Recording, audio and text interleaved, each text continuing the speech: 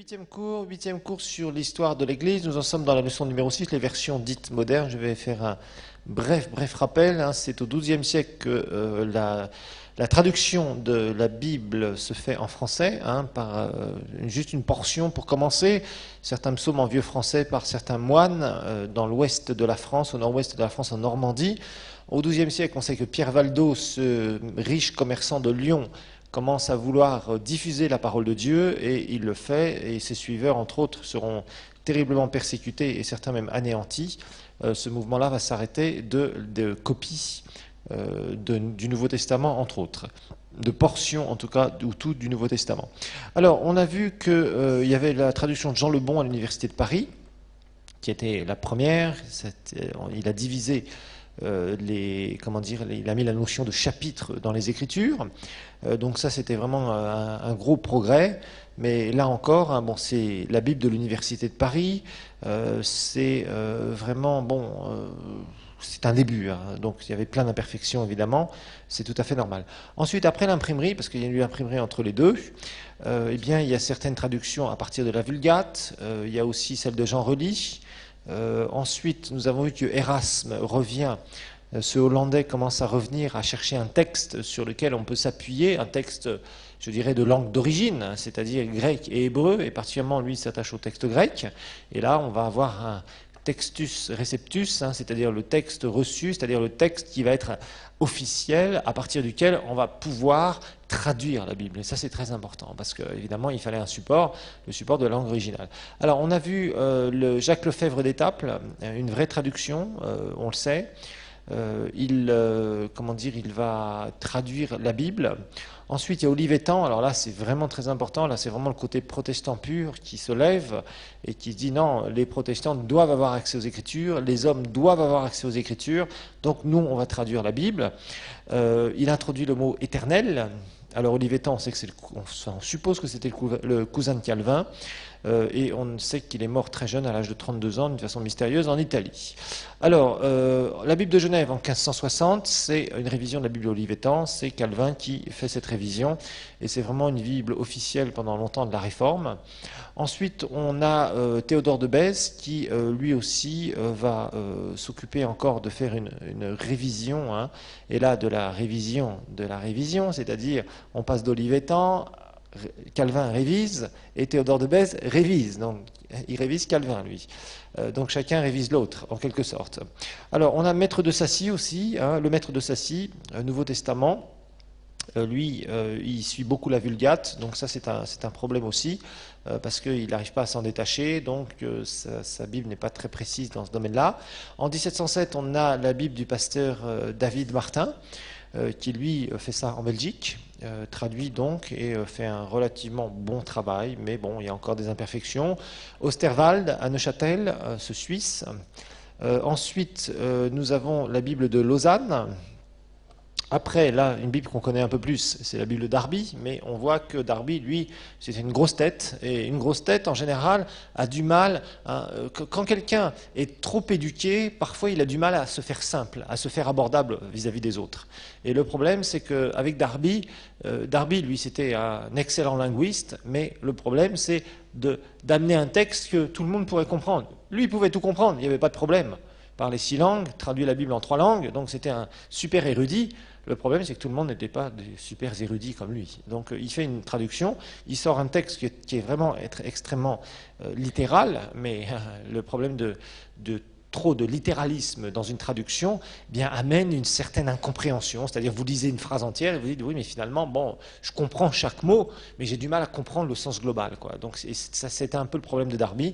C'est pour ça que, elle a eu un succès au niveau du littéralisme, vraiment, parce qu'on savait que derrière tout ça, derrière chaque mot, il y avait un mot. Donc, on était sûr, au moins, de ne pas avoir une Bible bricolée quelque part. Parce qu'on va voir qu'il y a eu des bricolages aussi dans la Bible. Nous allons le découvrir, d'ailleurs, là, juste à la suite.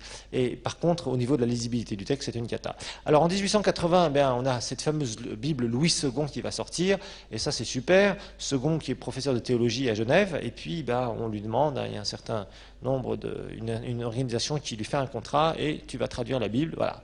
Et là, Second va faire un très très bon travail. Ça va être la meilleure Bible qu'on va trouver en français. Elle va avoir un succès gigantesque, nous le savons. Donc là, on est à la fin du 19e siècle.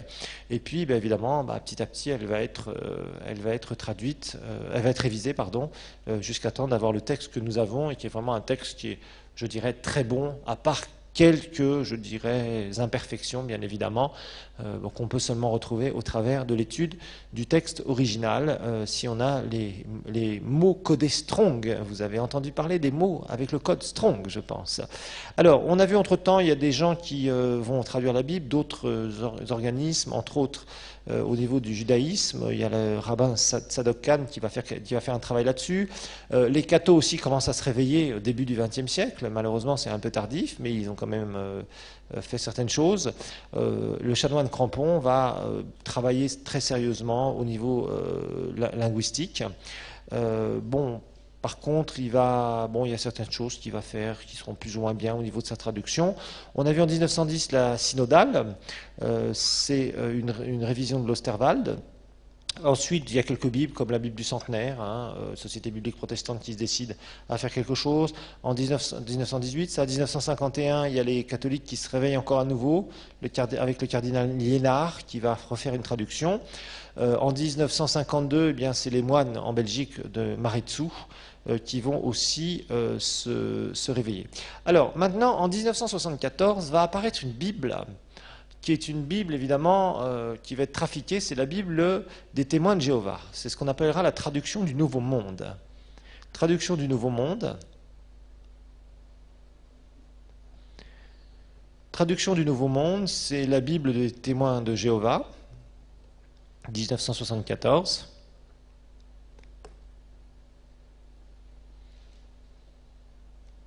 Et alors évidemment, il va y avoir un tollé vis-à-vis du protestantisme par rapport à cette Bible. Il y a des erreurs, mais alors gigantesques, qui ont été volontairement glissées, des erreurs de traduction qui sont glissées. Et franchement, pas mal d'évangéliques vont vraiment protester, c'est le moment de le dire, par rapport à tout cela. Par exemple, je vais vous donner un simple exemple. Vous savez que les témoins de Jéhovah refusent absolument tout ce qui est divinité de Jésus. Ils ne sont pas d'accord avec la divinité de Jésus. Alors, ils avaient trafiqué ça de la façon suivante. Jean chapitre 1, verset 1, au commencement était la parole, et la parole était avec Dieu, et la parole était Dieu. Alors ça, c'est un verset qui les gênait, vous êtes d'accord? Parce que c'est clair que ça montre la divinité de Jésus, clairement. Alors, en traduisant « et la parole était Dieu », quand vous avez dans votre Bible, vous avez Dieu avec un grand D. Eux, ils avaient mis Dieu avec un petit D. Ça voulait dire que, en fait, Jésus, la parole, c'était, Dieu, mais Dieu, oui, on ne sait pas trop le mettre, quoi. Ils étaient vraiment gênés avec ça. Vous voyez, donc, ils ont fait des trafics comme ça. Ils ont fait toutes sortes de trucs. Partout où il y avait la divinité de Christ qui ressortait dans l'Écriture, ils ont trafiqué certains versets. Vous voyez, et ils cherchaient en fait à dégrader, parce qu'ils voulaient appuyer leur doctrine, où Jésus n'était ni plus ni moins pour eux une sorte d'ange, d'archange très supérieur. Voilà, c'est un peu leur doctrine à propos de Jésus, de la divinité de Jésus. Alors, il y a d'immenses erreurs de traduction, vraiment, ils ont trafiqué, c'est décent, c'est-à-dire ils ont vraiment voulu le faire. C'est pas quelque chose c'est pas des erreurs qui se sont glissées, mais c'est vraiment des choses qu'ils ont fait exprès, et vraiment, ils ont fait des trucs innommables. Alors, elle a été tellement critiquée qu'ils l'ont d'ailleurs révisée en 95, vous voyez, c'est en 1995, c'est très, très récent. Alors, entre 1967 et 1975, il va y avoir une traduction qui est très courante, c'est la TOB, T-O-B.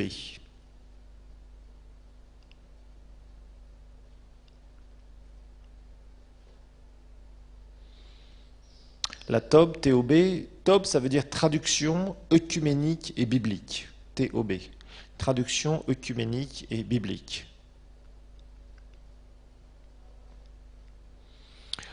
Alors, en fait, c'est le Concile de Vatican II où on a essayé d'être un peu plus œcuménique. Hein, c'est ce concile catholique qui a essayé un peu de s'ouvrir et d'arrêter les grosses guerres des religions passées. Et donc ils se sont mis ensemble, hein, il y a eu un certain nombre de branches différentes, donc catholicisme, du catholique, protestant, se sont mis ensemble et ils ont fait une traduction commune. Ils ont fait une traduction commune.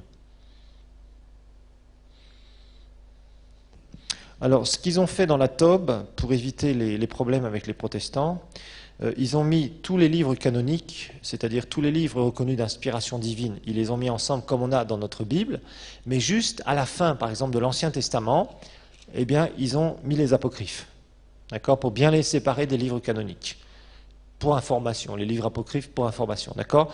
Donc vous avez tel quel l'ordre des livres tel qu'on l'a, nous, dans nos Bibles comme ça, et juste à la fin de l'Ancien Testament, donc avant l'évangile de Matthieu, eh bien, ils vont glisser tous les livres apocryphes, d'accord, entre autres les histoires de Maccabée 1, Maccabée 2, etc., livre de la sagesse, Tobit, Judith, etc., etc., ils vont glisser ici. Ils ne vont pas l'intercaler entre les livres canoniques, d'accord. Même chose pour le Nouveau Testament. Donc, ils mettent tout le temps les apocryphes à la fin. Donc dans la Tob, vous trouvez les livres apocryphes, si ça vous intéresse de les lire. Si vous ne savez pas comment dormir la nuit, peut-être que ça va vous aider. En 1978, il va y avoir une Bible qui va être une révision, donc la seconde révisée. Nouvelle version, donc, ce qu'on va appeler la Sainte Bible, nouvelle seconde révisée. Nouvelle seconde révisée. Et c'est ce qu'on appellera la Bible à la colombe. Voilà, la Bible à la colombe. Si vous tapez sur Internet Bible à la colombe, c'est la seconde révisée 78.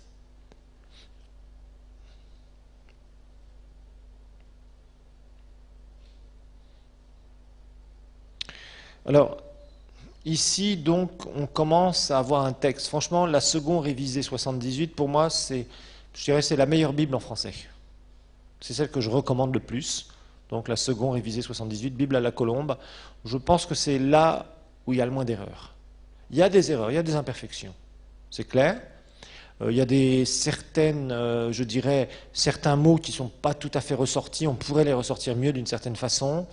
Ce qui me gêne le plus souvent dans la traduction second et dans les autres traductions d'ailleurs, c'est le manque surtout au niveau des verbes et au niveau des voix des verbes. Vous avez vu dans l'interprétation de la Bible que dans le grec, il y a 3 voix. Hein. Il y a l'actif, le passif et la voix moyenne. Alors l'actif et le passif, c'est très facile. Hein. Actif, c'est le sujet qui fait l'action. Le passif, c'est le sujet qui subit l'action. La voix moyenne, c'est le sujet qui fait l'action mais qui en a un bénéfice. Et franchement, ça ne fait pas ressortir, la traduction seconde ne fait pas du tout ressortir la voix moyenne. Et parfois, c'est comme très utile, hein, quand, par exemple, Paul explique dans 1 Corinthiens 14, hein, quand je prie en langue, 1 Corinthiens 14 tout au début, quand il dit que celui qui parle en langue parle à Dieu, personne ne le comprend, c'est en esprit qu'il dit des mystères. Vraiment, le texte original ici, ça aurait été mieux de le traduire, c'est en esprit qui dit, entre parenthèses, sur lui-même des mystères, parce que c'est une voix moyenne. Vous voyez, bon, il y a plein de choses comme ça qui ne ressortent pas dans les traductions, c'est un peu dommage, parce que bon, ça nous aiderait vraiment pour les compréhensions du texte, ça ferait vraiment ressortir le relief. Donc ça c'est sûr, quand on étudie le grec original et qu'on sait un minimum de choses, on peut se permettre de faire des commentaires à partir de ça. Mais si vous lisez votre Bible, ça vous échappe complètement, quoi. Bon, et c'est pour ça que des fois le sens de ce genre de texte, qui parfois n'est pas facile à découvrir, vous n'arrivez pas à le trouver, quoi. Et c'est dommage parce que, bon, franchement, ça c'est un des grands reproches que je fais en général aux Bibles en français. Elles n'ont pas cet aspect de faire ressortir la voix moyenne, et c'est vraiment un peu dommage. Mais en tout cas, le texte de la seconde révisée 78, c'est le meilleur texte qu'on peut trouver en français. Ça, c'est indéniable. Ça, c'est vraiment clair. Il n'y a pas de... Comment dire, il n'y a pas à dire de plus. Alors bon, il y a d'autres Bibles qui sont sorties après. Il y a la Chanoine Hostie, donc ça c'est une Bible faite par les catholiques en 73. Oui, juste avant, excusez-moi, ça c'était juste avant la Bible à la colombe. Bon, après il y a la Bible expliquée, il y a la Bible en français courant, mais il va y en avoir une autre qu'on va commenter justement. La Bible d'André Chouraki aussi, ça a été assez particulier. Alors, ce qui va m'intéresser maintenant, 92, c'est la Bible du semeur. La Bible du semeur. 1992, il y a une Bible qui s'appelle la Bible du semeur.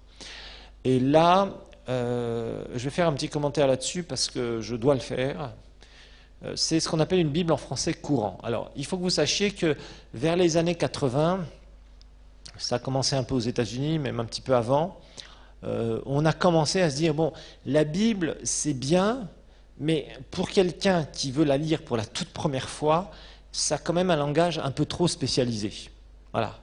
C'est pas facile d'aborder une Bible. Si, vous vous rappelez tous, hein, je crois qu'on a tous fait cette expérience, quand on s'est donné au Seigneur, ou même avant de se donner au Seigneur, le premier jour où on a ouvert notre Bible,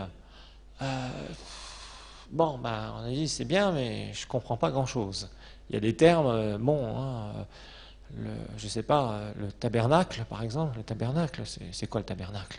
Qu'est-ce que c'est? Vous voyez, il y a des expressions comme ça, des mots comme ça. Bon, bien sûr, quand on a des explications, c'est simple. On sait que nous, ça correspond au désert, la tente que Dieu avait ordonnée à Moïse pour l'adoration, pour le service, etc. etc. Mais d'un autre côté, quand on lit ça pour la toute première fois, c'est ardu. Une prophétie, c'est quoi une prophétie? La première fois qu'on a... Bon, vous voyez, bon, il y a plein de mots comme ça qui parfois un apôtre, waouh, les disciples, bon, ça c'était peut-être un peu plus connu. Mais si on n'a pas une éducation déjà entre guillemets religieuse derrière tout ça, bah aborder la Bible, c'est pas chose facile. Alors il y a eu quand même des mouvements et que je critique beaucoup parce que personnellement je n'aime pas du tout ça, qui ont essayé de rendre la Bible plus abordable. Alors c'était à la lecture de Monsieur Tout le Monde, si vous préférez. En fait, c'était l'idée de faire une Bible de Monsieur Tout le Monde. Que n'importe qui, quelqu'un qui a peu d'éducation, puisse lire la Bible et comprendre ce qu'il y a dedans. Alors, je dirais, l'intention était bonne, mais ça a vraiment porté des fruits pourris. Et franchement, je dois dire qu'il y a par exemple en anglais une Bible qui s'appelle The Living Bible, c'est un peu la même chose que la Bible du semeur, c'est ce qu'on appelle du langage courant. Alors le problème, c'est qu'on essaye au maximum dans ces Bibles-là d'enlever tout ce qui peut être un peu du vocabulaire spécialisé. Entre guillemets, du vocabulaire spécialisé. Alors, par exemple, si vous lisez des trucs comme des passages comme Corinthiens, recherchez l'amour, aspirez au don spirituel, vous ne trouverez pas l'expression don spirituel, ça n'existe plus. Je crois que c'est don donné par Dieu ou don que Dieu donne pour je sais pas quoi, etc., etc. Mais surtout à celui de prophétie. Alors, prophétie, par exemple, il remplace ça par prédication inspirée. Mais la prophétie n'est pas la prédication inspirée, pas du tout. Et oui, il y a plein de choses comme ça qu'ils ont changé les termes. Et ils changent tellement les termes que finalement on se retrouve dans ce que je vous expliquais tout à l'heure. On a sur chaque mot, hein, quand moi on me parle d'apôtre, ça me parle. Quand on me parle d'envoyé, ça ne me parle pas. Parce qu'un envoyé, pour moi, il n'y a rien de divin. Un apôtre, pour moi, c'est un langage utilisé dans la parole de Dieu, qui correspond à un ministère, qui correspond à quelqu'un qui a reçu une onction, etc., etc., avec tout l'enseignement qui va avec. Donc moi, ça me parle. Quand j'entends ce mot, tout de suite, ça fait clic. Par contre, un envoyé, ça ne me dit rien. Si on parle de prédication inspirée, ça n'a rien à voir avec recevoir un don du Saint-Esprit et parler de la part de Dieu, c'est-à-dire prophétiser, être le porte-parole de Dieu, comme nous le verrons dans les dons du Saint-Esprit. Vous voyez, donc tout ça, ça a été complètement mis à côté. Alors ne parlons pas de quand ils ont traduit pour les langues, etc., etc. Alors, ça n'a plus aucun sens. Ça a complètement terni le sens du texte original. Et ça, par contre, c'est le gros reproche que je donne à ces Bibles-là. Et le gros problème, c'est que quand vous commencez à lire la Bible, et quand on vient de se donner au Seigneur, on a soif. Donc on lit beaucoup la Bible, particulièrement en général. On veut savoir ce qu'il y a dans la Bible. On est avec sa Bible, on découvre, etc., etc. Le problème, c'est qu'on commence à s'habituer à un certain langage. Vous avez remarqué ça? Et si vous vous habituez à un certain langage, et qu'après, vous voulez prendre une Bible qui est traduite plus pour, je dirais, des chrétiens et qui ont un minimum d'enseignement, c'est-à-dire, par exemple, le texte de Louis II, bah après, vous êtes paumé, vous ne savez plus vous repérer. Et vous savez bien, comme moi, que dans la Bible, il est très pratique de savoir se repérer. Hein, par exemple, des fois, vous cherchez un passage, vous êtes là, vous avez lu un passage je ne sais combien de fois, puis un jour, vous êtes en train de prier, ou vous entendez une prédication, et d'un seul coup, il y a un autre verset qui vous vient, et vous dites, mais oui, je sais, ce verset-là, ça correspond vraiment à ça, ça appuie vraiment ce que je suis en train d'entendre, ça commence à te bénir d'une façon particulière. Qu'est-ce que tu fais? Tu cherches dans ta Bible. Et pour chercher, pour fouiller dans la Bible, il faut des repères. Je pense que vous en êtes aperçus. hein. Et ça, c'est important d'avoir des repères. Et le problème, c'est que quand on commence avec des versions dites en français courant ou en anglais courant ou vivant, comme vous voulez l'appeler, peu importe, et que d'un seul coup, vous commencez à revenir après sur un texte qui est beaucoup plus rigoureux par rapport au sens de la parole de Dieu, bah là, vous êtes un peu perdu, vous savez plus trop comment faire. Vous êtes obligé de vous recréer vos repères. Voyez, et ça, c'est pas bon du tout. Et franchement, la Bible du Semeur, moi, je l'ai déconseillée. La première fois que je l'ai vue, on voulait nous en vendre. J'ai regardé le texte, et en général, c'est très simple. Si vous voulez savoir si une Bible est bonne, c'est très facile. Faites un tour dans 1 Corinthiens 14. Ça sera direct. Vous saurez tout de suite l'orientation qu'on a voulu donner à la traduction, directement. Si vous avez, si les mots comme prophétie, comme parler diverses langues, etc., c'est remplacé, automatiquement vous vous dites que la personne, soit elle ne croit pas dans les dons du Saint-Esprit. Par exemple, il y a eu quelqu'un qui a fait quelque chose, qui avait fait un très beau travail dans un sens, mais qui a vraiment altéré le texte. C'est un certain Alfred Cuen. Moi, quand j'ai donné ma vie au Seigneur, quelques années plus tard, il sortait justement, ça s'appelait Paroles vivantes. Et à chaque fois, il sortait, par exemple, les épîtres de Paul, les uns après les autres, et ça faisait un gros livre, les épîtres de Paul, et il rendait ça en langage vivant. C'est-à-dire, il prenait une phrase, et puis il rajoutait, en quelque sorte, il rajoutait certains mots pour expliquer le sens du mot. Et c'était, franchement, l'idée était bonne encore. C'est par exemple ce qu'on verra comme les Bibles qui s'appellent Amplified Bible. Amplified Bible, ça vous donne par exemple, quand Jésus dit « je vous enverrai le consolateur », ils mettent entre parenthèses l'essence du mot consolateur, l'aide, le conseiller, celui qui se tient auprès de vous, votre avocat, etc., etc. Ce qui vous permet de mieux comprendre le sens d'un mot. Vous voyez, ça fait sortir un peu le relief. Rappelez-vous qu'une traduction, je vous l'ai expliqué la dernière fois, quand vous avez le texte original, c'est comme si vous voyez un paysage en relief, vous êtes devant le paysage. Une traduction, c'est plus comme si on vous mettait une grande photo devant vous, vous perdez le relief. Vous voyez bien le paysage, mais vous perdez le relief. Ça, c'est obligatoire. Et ça, c'est comme ça, parce qu'une traduction a toujours des imperfections, ne peut pas faire ressortir tous les sens d'un mot. Ça, c'est pas possible. Donc, il y a eu du travail qui a été fait. Mais il y a eu du travail, il y a eu des intentions qui étaient bonnes. Vous savez, c'est pas parce que vous avez une bonne intention que vous allez forcément faire un bon travail. Vous avez remarqué ça. Et là, sur les traductions, là, on commence à avoir tout ce mouvement où on essaye de faire des Bibles en langage compréhensible pour monsieur et madame tout le monde. Oui, d'accord. Mais le problème, c'est qu'on est en train souvent d'être obligé d'expliquer des choses et qui n'ont plus aucun sens. Bibliquement parlant, spirituellement parlant. Et ça va poser beaucoup de problèmes. Donc cette Bible du Semeur sort en 92, pardon, et franchement, ça n'a pas été un grand succès d'ailleurs. Ils ont essayé un peu de la publicité un peu partout, mais ça n'a pas été un très grand succès, comme peut-être ils s'y attendaient, et franchement, moi, ça a été tout de suite une Bible, quand j'ai vu, j'ai rapidement déconseillé. Alors en 1995,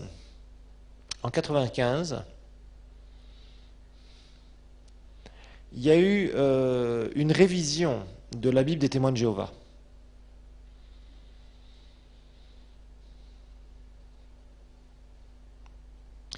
C'est une révision, ça s'est appelé les Saintes Écritures. C'est une révision de leur Bible qu'ils avaient faite quelques années plus tôt, dont on a parlé.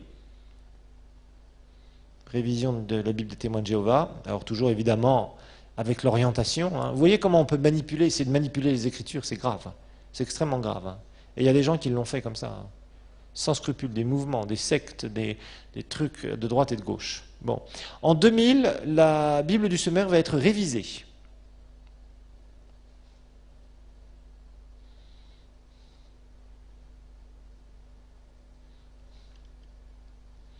En 2000, il y a une révision de la version du Semeur.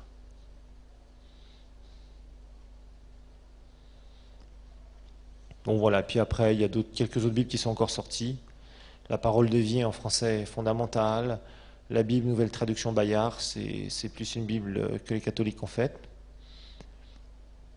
Et puis, il y a une révision de la Tob en 2003, et puis une réédition de la Bible expliquée en 2004. Bon, tout ça, ce sont des Bibles, il y a un paquet de Bibles à droite et à gauche qu'on peut trouver. En tout cas, ce qu'il faut surtout retenir, c'est un peu cet aspect des traductions qui s'améliorent, et puis des révisions du texte, pour arriver à quelque chose il y a différentes tentatives, voilà, des tentatives d'être trop littéraire, des tentatives de faire une traduction d'une traduction au départ, Vulgate on a vu, des tentatives on fait un premier travail, mais ce travail est très imparfait, donc on va réviser le travail qui a été fait par quelqu'un d'autre, puis encore, puis après on voit qu'un bonhomme tout seul, il fait plus d'erreurs que si c'est un groupe de personnes qui commencent à se mettre sur un texte et qui étudient pour chaque phrase, etc., chaque mot, en essayant de faire ressortir le sens que chacun peut comprendre à partir de groupes, donc de groupes de théologiens. Et ça donnera un texte qui est beaucoup plus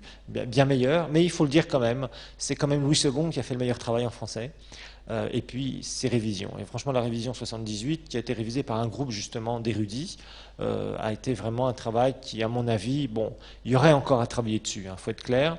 Je vous dis, franchement, Louis II, c'est vraiment la voix moyenne qui ne fait pas ressortir, d'ailleurs les autres non plus, mais ça, il aurait pu le faire. Et puis, bon, il ne donne pas d'amplification aux mots, il ne fait pas comme certaines, comme l'Amplified Bible par exemple, ça c'est clair, c'était pas quelque chose qu'il pouvait faire au départ. Vous savez, c'était un peu difficile pour les traducteurs, parce que quand même, c'était des gens, en partie, certains étaient nés de nouveau, d'autres n'étaient pas nés de nouveau, il faut le dire, mais ceux qui étaient nés de nouveau, ils avaient comme une conscience de se dire, je vais traduire quelque chose, et c'est la parole de Dieu. Donc, c'est pas facile de se dire, je vais traduire la parole de Dieu, parce qu'après, ça va être publié, et si je fais des erreurs, ça va être multiplié par centaines de milliers, voire de millions de fois. Vous voyez ce que je veux dire ? Et ça risque d'amener des gens dans des erreurs, et c'est moi qui en ai la responsabilité. Donc il y a quand même, je dirais, une sacrée responsabilité quand quelqu'un se met à traduire la Bible. On ne peut pas faire ça n'importe comment. Alors maintenant, on va parler des Bibles d'études. Les Bibles d'études. Parce que ça, c'est important.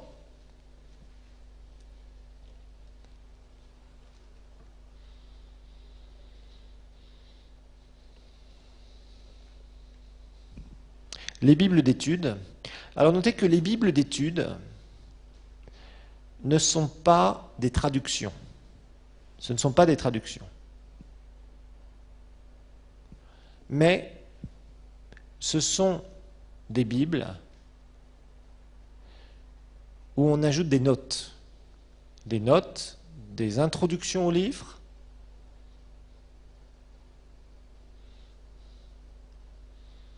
et aussi où on fait des changements. Quand un mot est mal traduit et qu'on sait qu'il est mal traduit, on change. On change, mais on met une petite annotation. On met une petite lettre à côté, et on se réfère à la lettre juste en bas de la page, et puis on vous dit, par exemple, Louis II disait ça, ou un tel Darby dit ça. Voilà. Mais nous, on dit ça. Voilà, c'est comme ça que ça se passe. Alors, il y a une Bible qui est connue, qui est une Bible d'études. C'est la Bible Scofield. Scofield, ça s'écrit S-C-O et Field comme un champ en anglais, F-I-E-L-D. S-C-O et F-I-E-L-D.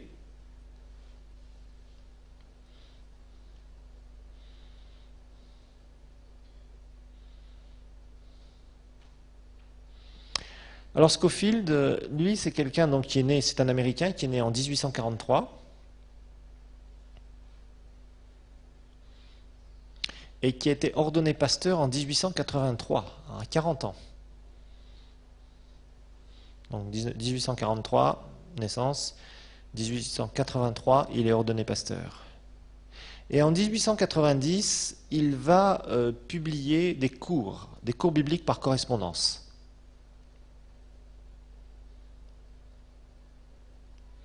Cours bibliques par correspondance.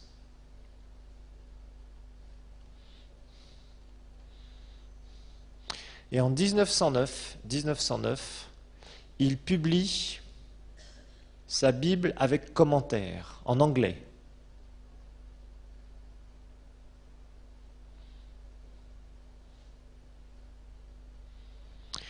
Il publie donc en 1909 sa Bible avec commentaires en anglais. Et ces commentaires seront traduits et on va insérer la version second. On va prendre le texte de la Louis II, on va faire le même travail que Scofield et on va traduire tous ces commentaires et toutes ces notes et on va les traduire et on va publier ça en France 75. En 1975, on va prendre la Scofield en anglais, on va traduire tous les commentaires, toutes les introductions au livre, toutes les notes, mais on va bien sûr mettre le texte français, on va mettre le texte de Louis II, on va prendre la Louis II finalement. En fait, on prendra souvent la Louis II 75, on va faire et 78.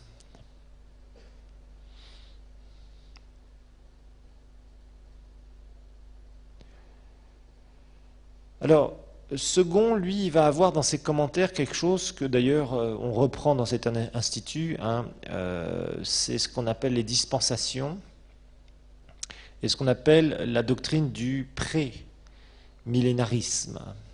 Du pré-millénarisme. En fait, c'est ce que vous avez dans le cours sur dispensation, et c'est vraiment avec cet enseignement que je suis tout à fait d'accord, le fait que Jésus va venir enlever son Église avant la tribulation. Parce que si vous étudiez sur la fin des temps, sur l'eschatologie, vous verrez que parfois il y a des gens qui se disent pré-millénaristes ou post-millénarisme, c'est-à-dire qui y parlent avant et après la tribulation et le millénium, etc., et qui ne sont pas tout à fait d'accord sur une certaine théologie, sur le déroulement de la fin des temps. Moi, personnellement, je suis tout à fait d'accord avec ce que Scofield a vu comme schéma biblique à propos donc, des semaines de Daniel, etc., ce que vous avez donc étudié dans Dispensation. Mais il faut que vous sachiez qu'il y a en partie des gens qui s'opposent à cet aspect de dispensation, en disant non, Dieu ne marche pas avec les dispensations, Dieu ne fait pas ceci, etc. Nous verrons la tribulation. C'est pour ça d'ailleurs que parfois, si vous lisez des commentaires ou certains livres sur la fin des temps, soyez prudents. Parce que souvent, il y a des gens qui vont vous faire peur. Vous savez, par exemple, quand on a sorti les cartes de crédit bancaire, à l'époque, en Europe, on commençait à faire des commentaires. Il y avait en Belgique un gros ordinateur qu'on a appelé la bête. Et les gens commençaient à dire, mais bien sûr, c'est marqué dans la Bible. La bête, oui, c'est marqué. Regardez dans l'Apocalypse, c'est marqué la bête. Donc cet ordinateur-là, c'est l'ordinateur qui va contrôler le monde. Vous voyez, des choses comme ça. C'est par les cartes de crédit, c'est etc. Vous voyez, il y a eu beaucoup de spéculations. Maintenant, ils se sont pas mal calmés. Mais je peux vous dire, dans les années 80, c'était très chaud. Très, très chaud. Aux États-Unis, en 88, il y avait quelqu'un qui avait publié dans un journal « Jésus va revenir tel jour, à telle heure, à telle date ». Et certains ont rapidement fait des emprunts à la banque et ont dépensé tout l'argent, se disant qu'ils n'allaient pas rembourser. Il y a eu beaucoup de choses, beaucoup de spéculations.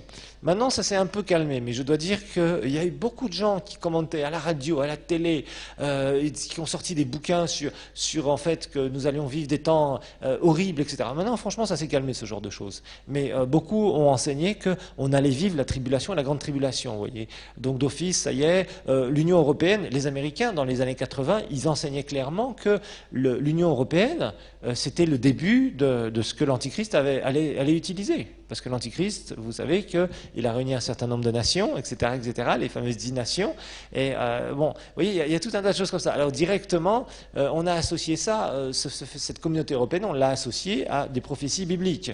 Bon, il y a eu beaucoup de choses qui ont été dites et qui ont été faites. Donc, il faut le savoir, on veut absolument nous coller. C'est pour ça que souvent, des gens qui ne savent plus trop quoi dire sur l'étude de la fin des temps, donc l'eschatologie, utilisent certains événements dans le monde. Il y a un tremblement de terre, ça y est, ils vont lire dans Matthieu 24 et vont dire, ça y est, il y aura, oui, des tremblements de terre. Bah oui, c'est marqué, Jésus l'a dit, vous voyez. Donc, ça veut dire que Jésus va revenir très rapidement. Mais entre-temps, on va souffrir. Préparez-vous à souffrir. Vous voyez, toutes sortes de choses. Bon, moi, personnellement, ce n'est pas du tout le genre d'enseignement que j'ai voulu que vous ayez, parce que pour moi, c'est clair que Jésus protège son épouse, bien évidemment. Pourquoi? Parce que c'est Dieu qui va envoyer les jugements sur la terre, nous le savons, dans les 7 ans de tribulation, en disant aux hommes, maintenant, je vous ai donné des chances de vous donner, j'ai envoyé mon fils, vous vous êtes moqué de moi, ok, moi j'ai pris mon épouse, vous qui êtes restés, maintenant vous allez voir qui est réellement Dieu, et Dieu, je vais vous montrer, moi, ma puissance, et je vais vous envoyer des jugements. Et c'est ce que nous voyons dans la tribulation, tout simplement.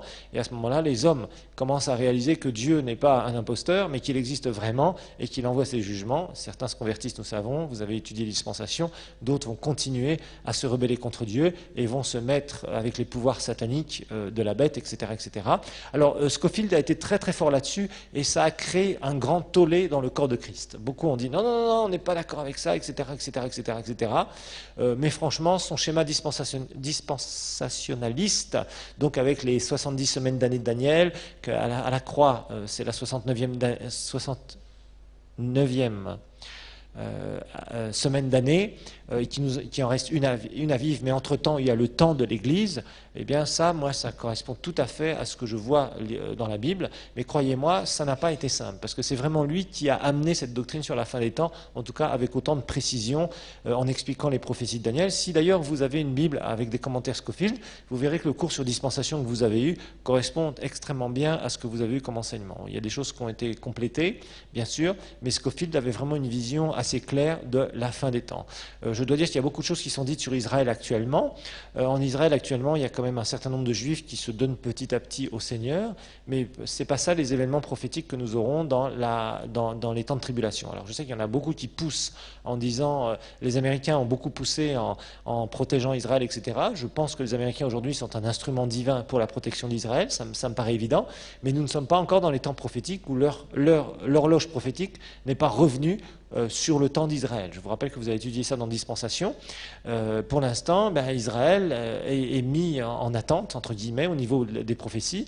Pourquoi ? Parce que, tout simplement, c'est le temps de l'Église. Quand la dispensation de l'Église va s'arrêter, que l'Église va être enlevée, là, l'horloge prophétique va recommencer pour Israël, et tout va se concentrer sur Israël, Israël, Israël, Israël, Israël, Israël. Ce qui ne veut pas dire, entre-temps, que nous ne devons pas bénir le peuple juif, que nous ne devons pas essayer d'évangéliser le peuple juif, etc., etc. Mais le grand réveil qui a été promis dans la Bible pour Israël se passera à la fin des 7 ans de tribulation, c'est très clair dans la Bible. Entre-temps, il y aura des Juifs qui vont se convertir, mais ce n'est pas nouveau.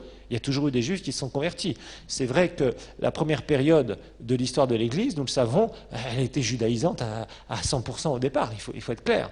Par contre, on a vu qu'après, les Juifs ont commencé à repousser de plus en plus l'Évangile, et puis l'épicentre du christianisme s'est déplacé à Antioche, puis s'est déplacé à Éphèse, et après s'est répandu surtout en Europe de l'Ouest, et puis après ça s'est complètement endormi, nous le savons, et puis après ça s'est réveillé, etc., etc. Vous connaissez l'histoire de l'Église, ce qui est intéressant à étudier. Mais franchement, ce schéma dispensationaliste, c'est vraiment Scofield qui l'a annoncé. Il a dit, voilà, une dispensation, voilà, c'est ça, et voilà les différentes dispensations, etc., etc. Il les a décrites, vous avez eu tout un cours là-dessus, et ça correspond tout à fait à ce que Scofield a mis, en tout cas, comme squelette au niveau de cette doctrine-là. Et croyez-moi, il a été beaucoup critiqué sur son schéma dispensationaliste. Il a été énormément critiqué. Franchement, ça a été vraiment une très grande difficulté qu'il a eue, mais c'est un homme qui a vraiment, à mon avis, reçu des révélations très fortes là-dessus, parce que c'est celui qui a le plus établi une doctrine dans le monde. Les autres toujours essaient. J'ai écouté beaucoup de choses sur la fin des temps, et franchement, il y a des choses, c'est des contradictions gigantesques avec les Écritures.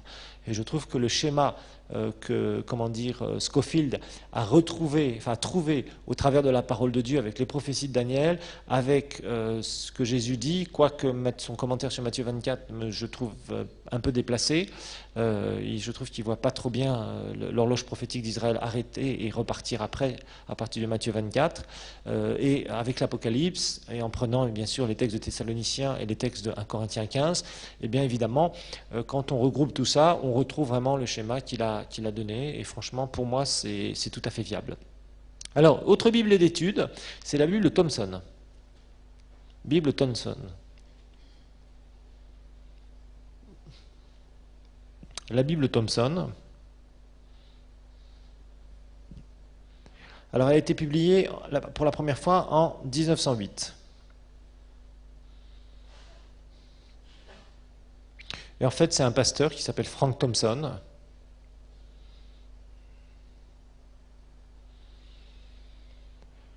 qui, lui, avait étudié la Bible pendant une quarantaine d'années. Il avait mis plein de commentaires dans sa Bible pendant une quarantaine d'années. Et puis finalement, ces commentaires, il s'est dit, pourquoi pas les mettre en même temps dans une Bible à côté. Voilà.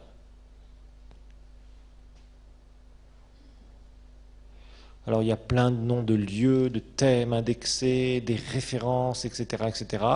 Bon, c'est une Bible qui est vraiment intéressante. Moi, personnellement, je ne l'ai jamais vraiment utilisée, mais je sais qu'il y a des gens qui l'utilisent et c'est vraiment bien. Alors là encore, je vous rappelle, que ce soit la Scofield ou que ce soit la Thomson, en tout cas avec les versions anglaises, on a utilisé différentes versions, différentes traductions du texte biblique, d'accord ?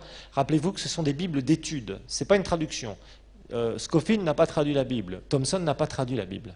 On appelle ça Bible Scofield, en fait on appelle ça Bible à commentaire Scofield, on appelle Bible Thomson, Pourquoi? Parce que c'est les commentaires qui viennent de Scofield et de Thompson. Ce ne sont pas, ils n'ont rien traduit.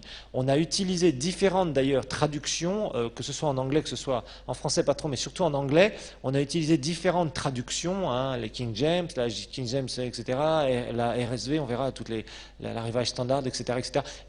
Différents textes anglais, différentes traductions, et on a gardez les commentaires. Voilà, c'est comme ça que ça fonctionne. D'accord? Donc rappelez-vous que les bibles d'études, ce ne sont pas des traductions, ce sont des commentaires, des introductions aux livres, des commentaires sur les lieux, sur les mots, sur le sens d'un verset, etc., etc., qui ont été ajoutés par ces commentateurs bibliques, hein, tout simplement. Donc c'est pour ça qu'on appelle ça des bibles d'études. Okay? Mais le texte, ce n'est pas eux qui l'ont traduit. D'accord? Ce ne sont pas des traducteurs, ni Scofield, ni Thompson. Alors, il y a énormément, vraiment, je dirais, toutes sortes de références. Hein, c'est assez complet au niveau des références, des thèmes, etc., des lieux, etc., etc. Alors, évidemment, ça a été pris aussi, ils ont été traduits, tous ces commentaires-là ont été traduits, toutes ces annotations-là ont été traduites, et en fait, on l'a fait aussi en français, et on a pris, vous voyez, on a pris le texte de la seconde révisée 78 aussi. Second révisé 78. Je ne sais pas en français à quelle année elle est sortie, mais c'est assez récent de toute façon.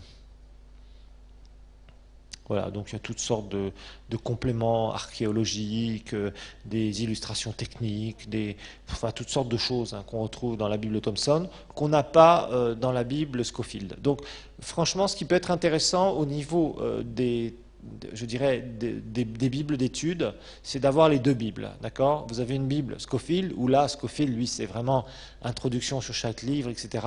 Beaucoup de parallèles aussi, hein. Vous lisez un verset, puis il y a plein de parallèles à côté, et hop, ça vous permet d'étudier par vous-même d'autres passages bibliques qui correspondent à ce que vous êtes en train de lire.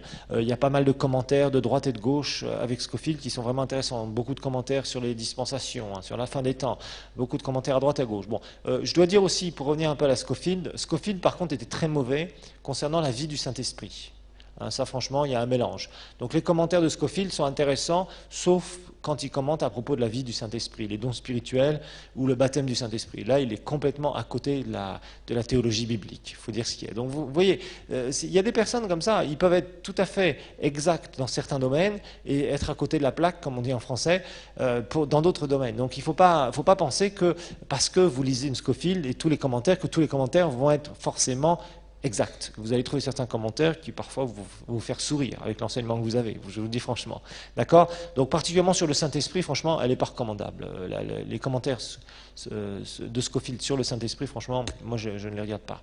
Les autres commentaires, il y a beaucoup de bons commentaires sinon. Alors, pour Thompson, c'est intéressant de l'avoir, pour supplément archéologique, il y a aussi des espèces de trucs de généalogie qu'il a fait, enfin, il y a tout un tas de compléments qui sont assez intéressants. Donc si vous pouvez vous procurer les deux Bibles, hein, comme ça, ça vous permet d'étudier, c'est intéressant d'avoir ces deux-là, ça vous permet, je dirais, d'avoir un certain recul aussi sur ce que les autres disent, et puis bon, c'est quand même utile de les avoir en tout cas. Je vous rappelle que vous êtes des étudiants de la Bible et que, bon, si vous avez un simple texte, c'est bien. Moi, personnellement, j'ai plus de commentaires dans ma Bible, c'est une Bible sans commentaires, mais c'est parce un jour, on m'a volé ma Bible Scofield dans un quartier ici. J'en ai pas racheté depuis. Enfin, j'en ai une, mais elle est petit format. J'aimais bien le grand format que j'avais, donc j'en ai pas racheté, voilà. Et puis donc maintenant que j'ai écrit tellement dans celle-là que j'ai mis mes commentaires, donc j'ai pas envie de reprendre autre. Mais de temps en temps, je consulte la Bible Scofield. Des fois, je me dis tiens, j'avais lu un commentaire un jour dans la Bible Scofield. Je jette un petit coup d'œil et puis ça me permet de revoir certaines choses. Vous voyez, donc c'est toujours utile quand vous étudiez la parole de Dieu, c'est utile d'avoir quelques ouvrages de référence. Je ne dis pas de tout avoir, mais il y a un minimum de choses à avoir. Vous l'avez vu dans Interprétation de la Bible et c'est quand même intéressant. Alors maintenant, on va voir les traductions de la Bible en anglais. Les traductions de la Bible en anglais.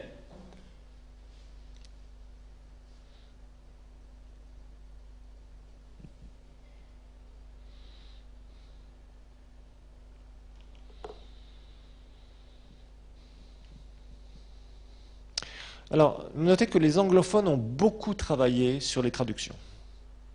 Ça, ils ont fait un travail remarquable. Ils ont énormément travaillé sur les traductions de la Bible. Franchement, il y a énormément de traductions en anglais. Et ils ont fait un travail qui, je dirais, est extrêmement affiné.